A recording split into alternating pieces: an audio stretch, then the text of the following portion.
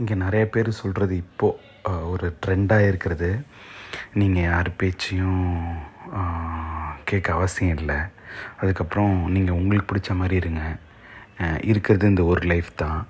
So யார் என்ன சொன்னாலும் நீங்கள் கண்டுக்காதீங்க, உங்கள் மைண்டில் என்ன தோணுதோ அதை நீங்கள் சொல்லுங்கள் அப்படின்ட்டு வீடியோக்காக சொல்லிட்டு போயிடுறாங்க.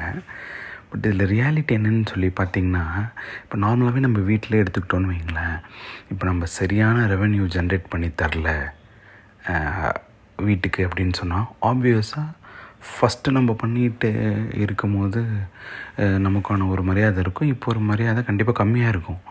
இதை இருந்துட்டு நம்ம தப்புன்னே சொல்ல முடியாது. ஏன் இதை நான் சொல்கிறேன்னா, இப்போ நம்ம அம்மா இருக்காங்கன்னு வச்சுக்கோங்களேன், அவங்க டெய்லியுமே நமக்கு இருந்துட்டு ஒரு 5 தோசை 6 தோசை ஊற்றி கொடுக்குறாங்கன்னு வைங்க.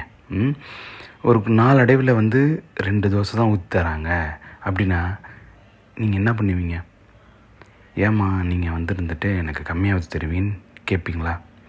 கேட்டதுக்கப்புறமும் என்னால் இப்போலாம் இவ்வளோ தான்ப்பா முடியுது அப்படின்னு சொல்லி சொல்கிறாங்கன்னு வைங்க, 2 டிசிஷன் நீங்கள் எடுக்கிற மாதிரி இருக்கும். ஒன்று, நீங்களே அதை பண்ண ஆரம்பிக்கணும். அப்படி இல்லை அப்படின்னா அம்மாவை கெஞ்சி கூத்தாடியோ இல்லை ஏதோ ஒன்று அவங்கள கன்வின்ஸ் பண்ணி திரும்பவும் பழைய மாதிரி 5 தோசை ஊற்றி தர சொல்லலாம். ஸோ இதுதான் ஒரு பாயிண்ட், ஓகேங்களா?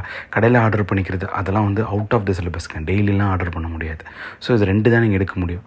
ஸோ அதே தான் இங்கேயுமே, ரெகுலராக ஒருத்தவங்க ஒரு விஷயத்த பண்ணணுன்றப்போ அது பண்ணல அப்படின்னு வச்சுக்கோங்களேன், அதுக்கான ஒரு சின்ன ஒரு அதிருப்தி வெளிப்பட தான் செய்யும். ஒன்று நீங்கள் இருந்துட்டு அதை வேறு மாதிரி அவங்கக்கிட்ட அதை ப்ரொஜெக்ட் பண்ணாலுமே சரி, என்ன சொன்னாலுமே அதுக்கு ஒரு கரெக்டான சொல்யூஷனே இருக்காது. We have to run again.